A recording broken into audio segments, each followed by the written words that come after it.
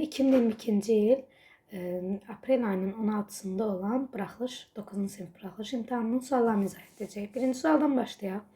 Şəkilə əsasən deyir, MN qövsünün dərəcə ölçüsünü tapın. Bizim mərkəzi bucağımız uşaqlar neçə verilib? Mərkəzi bucağımız 36 verilib. Mərkəzi bucaq neçədirsə, qövsün dərəcə ölçüsü də həmən bucağa bərabərdir, yəni 36 olacaq. İkinci suala keçirik. Kamilin 90 manat pulu var. O pulun 10%-nə dəftər aldı. Ədədin faizini tapan zaman nə edirdik? Onu faiz göstərən ədədə vurub 100-ə bölürdük. Bu da eləyəcək 9 manat. Yəni Kamilin neçə manat pulu qaldı deyirsə bizə 90-dan da çıxacaq 9 manatı, qalacaq 81 manat. Keçir üçüncü sualda. İfadən vuruqlara ayırın deyir. Öncə baxırıq, hər ikisində ortaq nə var? Ortaq 2 var. Başqa nə var? Y var. Geridə birinci ifadədə nə qalır? 4 qalır, S kvadratı qalır. İkinci ifadədə isə D kvadratı qalır və Y kvadratı qalır. Baxıram ki, içəridəki mötərizə də elə müxtəsər vurma düsturlardan 3-cü düsturun açılışını verə bilər. Yəni 2Y olduğu kimi qalsa 4Y kvadratı çıx DY kvadratını biz 2S çıx DY 2S plus DY kimi yaza bilərik. Və salam. Dördüncü suala keçirik. Üçbucağın tərəfi 10, 12, 14 olarsa, üçbucağın tərəflərinin orta nöqtələrinin birləşməsindən alınan üçbucağın perimetrini tapın deyir.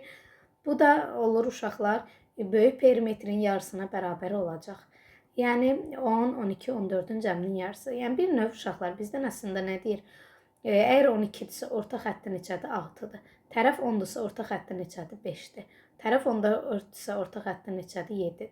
Yəni 6, 7, 5-in cəmini istəyir. Bir növ böyük tərəfləri cəmləyib yarıya böləcəyik. Bu da eləyəcək neçə? 10, 12, 14-ün cəmi eləyəcək 36, yarıya böldükdə də düşəcək 18, Y variantı. 5-ci sualda funksiyanın təpə nöqtəsinin ordinatını istəyir bizdən. Təpə nöqtənin ordinatını tapmaq. Ordinatı bizdən istəyirsə uşaqlar, təpə nöqtənin ordinatını tapmaq üçün MN düsturuna istifadə edirik. Unutmayın, n düsturu bərabərdir 4AC minus B kvadratı bölünsün 4A düsturuna istifadə edərək biz təpə nöqtənin ordinatını tapırıq. Və eyni zamanda düsturu yazsaq n bərabərdir mənfi 2 mənfi B bölünsün 2A düsturu da bizim təpə nöqtəmizin x-ini tapmaq üçündür, yəni absesini tapmaq üçündür. İndi bizdən ordinatı istəyirsə, deməli n-in düsturunu yerinə qoyub yazacağıq. Yəni n bərabərdir 4 vurulsun A-mız mənfi 3-dür, S-miz 5-dir, çıxılsın B kvadratı, yəni 6-nın kvadratı, bölünsün 4 vurulsun mənfi 3. Bu da eləyəcək uşaqlar, mənfi 12-də, deməli mənfi 60, çıxılsın mənfi 36, mənfi 60-da mənfi 36 çıxanı mənfi 96, onda 12-yə böldükdə cavab düşür 8A variantı. Bizdən A ilə B-nin çoxluqlarını verib və A ilə B-nin kəsişməsini istəyir. Kəsişmə nədir uşaqlar? Ortaq olanlar. Hər ikisində ortaq nə var? 3 var, 5 var və başqa yoxdur. Bizdən say istədiyi üçün say deyirik 2 dənədir. Bunu kifayət edir. 8-ci sualda ifadəni sadələşdirin deyir. B, x-lər ortaq ixtisar olunur. Geridə məxrəcdə B qalır, sürətdə A qalır. Yəni A bölünsün B, C variantı. 5-ci sualda x, y hasilini istəyir. Çarpaz vurarıq, x, y-ə vurarıq, 5-i 10-a vurarıq. Bu da eləyəcək cavab 50, D variantı. 9-cu suala keçirik. Şəklə əsasən x-i bizdən istəyir. Öncəliklə baxsaq uşaqlar nə görəcəyik? Bura 110-dursa, deməli bax bu hissə də 110 olacaq. Çünki D1, D2 paraleldir. Bu hissə də 110-dursa, onda onun aşağısı da 110 olacaq. Çünki D3, D4-də paraleldir. Buna görə də uşaqlar, bu iki ifadənin cəmi bizə verməlidir 180, çünki açıq bucağı təşkil edir. 110 üstə gəlinsin. 2x üstə gəlinsin 10 bərabərdir 180-ə. Bu da 120 üstə gəlinsin 2x bərabərdir 180-ə. 2x bərabər olacaq 60-a. X də bərabər olacaq 30-a. A variantı. ABCD düzbucaqlısında BC 12 olarsa, AC 13 olarsa, AB-ni bizdən istəyir. Burada görürük ki, düzbucaqlı üçbucaqdır. Yəni 2-dən düzbucaqlı üçbucağa bölünür və yaxud da diaqonalın düsturu var uşaqlar. Diaqonalın kvadratı bərabərdir. B kvadratı çıxılsın A kvadratı. Tərəflərin kvadratları fərqinə. Yəni biz nə edəcəyik? Buradakı A tərəfini tapmaq üçün uşaqlar belə yazarıq. 13-ün kvadratı çıxılsın 12-nin kvadratı bərabərdir x-in kvadratına. Bu da eləyəcək 25 bərabərdir x kvadratı, x də bərabərdir 5-ə. Deməli, bizim tərəfimiz 5 olacaq. Cavab B variantı. 11-ci sualı keçirik. AC-ni bizə veribdi 10, BK-nı veribdi bizə 5 və dişdirixlənmiş hissənin sahəsini bizdən istəyir. Başqa da bir şey verməyib. Baxaq görək nədən istifadə edə bilərik. Burada uşaqlar iki ayrı üçbucaq kimi baxsaq, məsəl üçün necə eləyək? Bu qırmızı qələmlə göstərəcəm sizə. A, B, K üçbucağının uşaqlar körbucaqlı üçbucaqdır. Bu zaman onun belə deyək, hündürlüyü, daha doğrusu hündürlüyü onun məsələn A təpəsindən çəkilmiş hündürlüyü daxilinə yox, xaricinə düşür. Yəni BK tərəfinin uzantısına düşür. Buna görə də biz S, A, B, K-nı tapmaq istəyiriksə, nə edəcəyik? Deyəcəyik BK tərəfi, yəni 5 vurulsun AD hündürlüyü, yəni AD hündürlüyünü də bilmirəm, x bölünsün 2. Digər BKC üçbucağı üçün də eyni şeyi tapacaq. BKC üçbucağı üçün də yenə eyni üçbucaq növü olduğu üçün S təpəsindən çəkilmiş hündürlük CD-dir. Bu da BK tərəfinə çəkilib. Yəni BK tərəfi vurulsun CD hündürlüyü, burada bir dənə Y deyək, bölünsün 2-yə. Və bizdən bu sahələrin cəmini istəyir. Yəni 5x bölünsün 2 üstəgəlsin 5y bölünsün 2. Burada da eyni məxrəcdə yazsaq 2-də 5 x üstəgəl y istəyir. Və mənə də aşağını 10 verib. Yəni nəyi 10 verib? X-dən y-ın cəmini 10 verib. Demək ki, burada da x-dən y-ın yerinə 10 qoysaq 5 vurulsun 10 bölünsün 2. Bu da eləyəcək 25. 11-ci sualın cavabı 25. 12-ci suala keçək. Şəkildə verilənlərə əsasən BK-nı bizdən istəyir. AB-nin bizə 2,5 olduğunu verib, BC-nin bizə 2 olduğunu verib, BD-nin bizə 5 olduğunu verib və BK-nı istəyir. Yəni x 2 vətər çevrə daxilində kəsişirsə, onların uyğun tərəflərinin hasili bir-birinə bərabər olacaq. Yəni 2,5-i x-ə vurduqda bərabər olacaq 2 vurulsun 5-ə. Bu da eləyəcək x bərabərdir. 2-ni 5-ə vurub 2,5-ə böləcəyik. Bunun üçün də uşaqlar 10-u böləcəyik 2,5-ə. X də bərabər olacaq 4-ə. Keçirik 13-cü suala. İfadən bizə deyir 0-a bərabərdir. Həll eləsək uşaqlar necə həll eləyərik? Öncəliklə x plus 3 qalsın. Mötərizənin için biraz sadələşdirsək, x plus 3-də 2x plus 3 çıxılsın 1 bərabərdir 0-a. Davam edirəm. Daha sonra deməli yenə mötərizənin kənarındakı x plus 3 qalsın. Vurulsun x plus 3-də burada qalır 2x üstəgəl 6 çıxılsın 1 bərabər 0-a. X plus 3-lər ortaqda ixtisar olunur. Geridə qalır 2x üstəgəlsin 5 bərabər 0-a. 2x bərabərdir -5-ə. X də bərabərdir -2,5-ə. Cavab eləyəcək A variantı. 14-cü sualda ədədlərin 9-a bölünməsindən alınan qalıq m, ikinci ədədin 10-a bölünməsindən alınan qalıq n olarsa, m plus n cəminin 5-ə bölünməsindən alınan qalığı tapın. Birincisi 9-a bölünmə qaydası nədir uşaqlar? Rəqəmlər cəmləyirik. Rəqəmlər cəmi 9-a bölünürsə, ədədimiz də 9-a bölünür deməkdir. İndi burada bizə deyir ki, ədədinin, yəni bu vurulmuş ədədin 9-a bölünməsindən alınan qalıq m-dir. Öncəliklə tapaq. Nə edərik? Rəqəmləri cəmləyərik. 5 üstəgəlsin 6 üstəgəlsin 7 üstəgəlsin 4 üstəgəl 3 üstəgəl 9 üstəgəl 2. Bunu cəmləsək 5-in üstünə 6, deməli 10, 20, 31, 36. 36 eləyəcək. Və 36 9-a tam bölünür. Deməli, bu hissədə tam 30 bölündüyü üçün qalıq yoxdur. İkinci hissəyə baxıram. 4, 3, 2, bunları cəmləyirəm. 4 üstəgəl 3 üstəgəl 2 üstəgəl 5 üstəgəl 4 üstəgəl 4 üstəgəl 3. Cəmləsək. 4-ün üstünə 3 gəlirəm 7, üstünə 2 gəlirəm 9, üstünə 5 gəlirəm 14, üstünə 4 gəlirəm 18, 22 və 22-nin üstünü üçgəndədir 25. Cəmi 25-dir. 25-i 9-a böldükdə qalıq düşəcək uşaqlar 7. Deməli, mənim qalığım 7 oldu. Deməli, M 7-dir. Qıraqdan yazıram. Və deyir ki, ikinci ədədin 10-a bölünməsindən alınan qalıqsa n-dir. İkinci ədədim hansıdır uşaqlar? Və budur da. Onun 10-a bölünməsi zamanı, 10-a bölünmə son rəqəm 0 olmalıdır. Amma burada son rəqəm 3 verib. Deməli, n-imizdə 3 olacaq. Bəlkə də burada bunu deməyirəm. İndi bir işləyib baxaq, görək axırda cavab nə olur. Bizdə n plus m cəminin, yəni 7 ilə 3-ün cəminin 5-ə bölünməsindən alınan qalığı istəyir. 5-ə bölünməsi zamanı alınan qalıq qalmır, yəni 0 olur.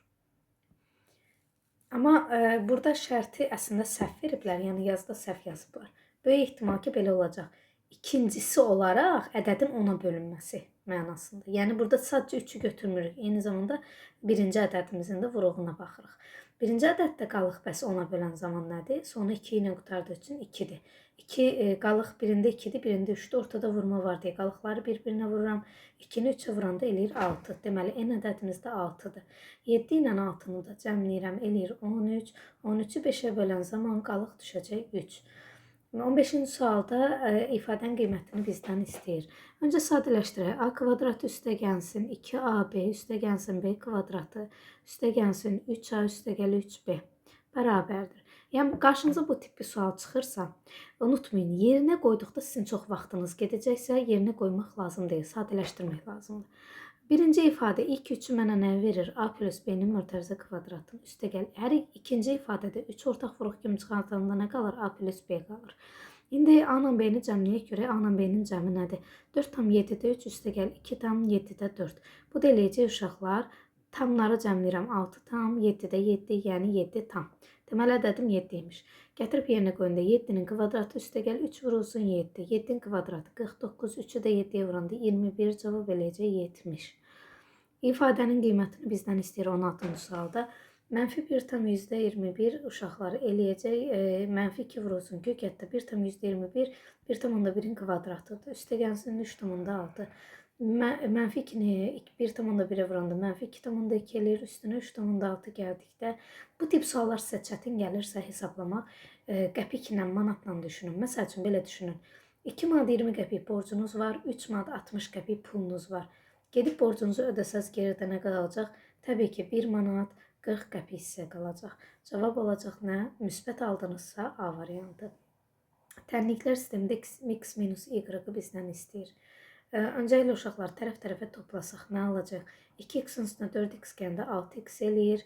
Y-lar toplama zamanı gedəcək. 14-ün üstünə 10 gələndə 24 eləyəcək. X də buradan bərabər olacaq 4-ə. Gətirib birinci tənlikdə yerinə qoyuram. 2 vur 4 çıxılsın 3y bərabərdir 14-ə. Buradan 8 çıxılsın 3y bərabərdir 14-ə. 3y-dan 14-ün yerini dəyişərəm. 8 çıxılsın 14 bərabərdir 3y-a. Buradan da 8-dən 14 çıxanda mənfi 7 qalacaq. Mənfi 6 qalacaq. Mənfi 6 bərabərdir müsbət 3y-a. Y də bərabərdir mənfi 2-yə. Y-ı da tapdım, x-i də tapdım. Məndən deyir, x çıxılsın, y-ı tap. 4 çıxılsın, mənfi 2-ni istəyir. Bu da bizə verəcək 6A variantı. 18-ci suala baxırıq. Düzbucaqlı paralelpetin oturacaqlarının tərəfləri 6 dəfə azaldıb, hündürlüyü 3 dəfə artırsaq həcm necə dəyişər? Birincisi, paralelpetin həcm düsturu nədir? ABC. Mənə deyir, oturacaqların tərəflərini 6 dəfə azaldıblar. Yəni A-nı da 6 dəfə azaldıblar, B-ni də 6 dəfə azaldıblar. Azaltma deyəndə bölmə kimi yazırıq, məxrəcdə yazırıq. C-ni isə deyir, 3 dəfə artırıblar. Artırma deyirsə sürətdə yazırıq. Bu zaman cavab nə olasıdır uşaqlar? 3 ilə 6-ın biri ixtisar gedir, qalır 12-də ABC. Öncə ABC idi, sonra ABC bölü 12 oldu. Nə oldu? 12 dəfə azaldı. Qayıq 48 kilometr məsafəni axınla getdi. Daha sonra həmin məsafəni geri qayıtdı. O bu yolu 5 saat vaxt sərf etdi. Çayın axma sürəti 4 km/saat olarsa, qayığın durğun sudakı sürətini tapır. Qayıq ümumilikdə 48 kilometr məsafəni gedibsə uşaqlar, bizim S-imiz S bərabərdir 48-ə. İndi, mən qayığımın sürətini də bilmirəm. Qayığın sürətdə olsun X. Mən deyir ki, T-ni zamanda bilmirəm. Çünki durğun sudakı sürətini tapmağı bizdən istəyir. Və bizə nə deyir uşaqlar? Bizim belə bir düsturumuz var. S bərabərdir V vurulsun T. Buradan T nəyə bərabərdir? S bölünsün V-yə. Mən ümumilikdə 5 saat yolu vaxt sərf edib. Yəni, o zaman Bu deməli S bölünsün V1 üstə gəlinsin S bölünsün V2 bərabərdir T'yə. Niyə V1, V2 yazdım? Çünki baxın, siz düşünün ki, çayla gedirsiniz. Çayı da sizi qayığın içindəsiniz, çay da sizi aparır. Bu zaman nə olur? Sizin zamanınız daha sürətli gedəcəkmi? Çünki çayın istiqamətindəsiniz. Zaten sizə çay kömək eləyir. Bir də var ki, siz çayı geri qaydırsınız. Siz qayığı çəkirsiniz, amma su da sizi geri itələməyə çalışır. Bu zaman nə olur? Sürətiniz azalır. Yəni fərqli sürətlər var burada. Bəs mənim çayla gedən sürətim nədir? Çayla getdiyiniz sürət qayığın sürəti ilə çayın öz sürətinin toplanmasına bərabərdir. Axına qarşı gedilən sürət isə qayığın sürəti ilə çayın sürətini çıxırıq. Yəni buradan da aşağı hissədən yazacağım uşaqlar. Necə yazasıyıq? S bölünsün V üstə gəlinsin x deyək, daha doğrusu x üstə gəlsin 4. Çünki qayığımın sürəti 4x-dir, çayın sürəti isə 4-dür. Üstə gəlsin S bölünsün x minus 4 bərabərdir. Ümumilikdə də T'yə 5 vaxt sərf edir. S-lərin də yerinə 48 qoyaram və bunu ortaq məxrəc gətirərəm. X minus 4, x plus 4 ortaq məxrəc götürürəm. Birinci vurulur 48 vurulsun x minus 4-ə, ikinci vurulur 48 vurulsun x plus 4-ə bərabərdir 5-ə. Buradan vurub açdıqda eləyəcək x kvadratı çıxılsın 16 sürətdə alınacaq 48 x çıx 192 üstə gəlsin 48 x üstə gəlir 192 bərabərdir 5-ə. 192-lər gedir. 48-dən də 48-i topladıqda eləyəcək 96x bərabərdir. Çarpaz vuranda 5x kvadratı çıxılsın 80-ə. Burada da hamısını bir tərəfdən yazsam 5x kvadratı çıx 96x çıx 80 bərabərdir 0-a. Buradan V teriminin köklərini tapmaq çox uzun olar. Ona görə diskriminant yolu ilə köklərini tapacağıq uşaqlar. Buradan silək ki, yer əlavə olunsun. Rahat yaza bilək. Deməli, nə edəcəm? Diskriminant bərabərdir. Yarım bölmə ilə gedərəm. 96-ın yarısı 48-dir. 48-in kvadratı 48-in kvadratı üstə gəlinsin 4AC. 4AC daha doğrusu 5 vurulsun 80. Bu da eləyəcək uşaqlar 2704. Bu da 52-nin kvadratıdır. Buradan da x1, x2 bərabərdir. Bir dəfə 48 çıx 52. Bir dəfə də üstə gəl 52 bölünsün 5. 48-dən 52 çıxanda mənfi 4-də 5-də 4 alınır. Digər kök isə toplayanda 100 bölünsün 5, yəni 20 alınır. Mənfi olan kök sürəti olanmaz. Deməli, cavabımız nə olasıdır? 20. Bizə durğun sudakı sürətini istəyirdi, yəni 20 olacaq. 20-ci suala keçirik. Bizdən əköp böl əbob istəyir, yəni seyni istəyir. Ona görə də öncə 120-ni sadə vurğularına ayıraq. 2-yə 60, 2-yə 30, 2-yə 15, 3-ə 5, 5-ə 1 və 72-ni ayıraq. 2-yə 60, 36, 2-yə 18, 2-yə 9, 3-ə 3, 3-ə 1. Və uşaqlar, mən əköbü və əbobu tapmağın tərəfdarı deyiləm. Çünki tapanda çox vaxtınız yetəcək. Buna görə də nə edin? Öncə ortaq olanları çıxardaq. Hər ikisində 2-dən 2 dənədir, 2-dən 3 dənədir, 3-dən 1 dənədir. Geridə nə qalacaq? Geridə qalanları dairəyə alın və bir-birinə vurun. Cavabımız hazırdır. Çoxadlin vurğulara ayırın deyir. 7x kvadrat çıxılsın 12x çıxılsın 4 ifadə çoxadlısının vurğulara ayırın. Öncə ilə diskriminantdan köklərini taparam. Köklər nə eləyəcək? Deməli, yarıya bölmə ilə gedək. 12-nin yarısı nə eləyir? 6. 6-ın kvadratı 36. Üstə gəlsin 7-ni vururuq 4-ə. 7-ni də 4-ə vuranda 28. 36 ilə 28 topladıqda 4, 64 eləyir. Deməli, bunun bir kökü nədir? 6 üstə gəlsin 8 bölünsün 7-dir. Bir kökü də ikinci kökü 6 çıxılsın 8 bölünsün 7-dir. 6-ın üstünə 8 gəndə 14 yarıya böldükdə 2. 6-dan 8 çıxdıqda mənfi 2, mənfi 2-ni də 7-yə bölürük. Deməli, o zaman bunun kökü nə oldu uşaqlar? Baxın, kvadratın qabağında hər hansısa bir ədəd durursa, o ədədi başdan yazırsınız. Sonra mötərizə açırsınız. X çıxılsın birinci kök, x çıxılsın ikinci kök. Deməli, ikinci köküm kəsirdir. Hansı kök kəsirdirsə, kökün əvvəlindəki ədədi gətirin, o kəsirə vurun. X çıxılsın 2, 7x üstə gəlsin 7-ni 7 2-yə vuranda cavab 2 eləyir. Vəssalam. Beləcə cavabımız hazırdır. AB nöqtələri arasındakı məsafəni istəyir. İki nöqtə arasındakı məsafəni tapan zaman uşaqlar nə edirdik? Sonun koordinatlarından öncənin koordinatlarını çıxıb uyğun x-ları, uyğun y-ları birlikdə yazırdıq.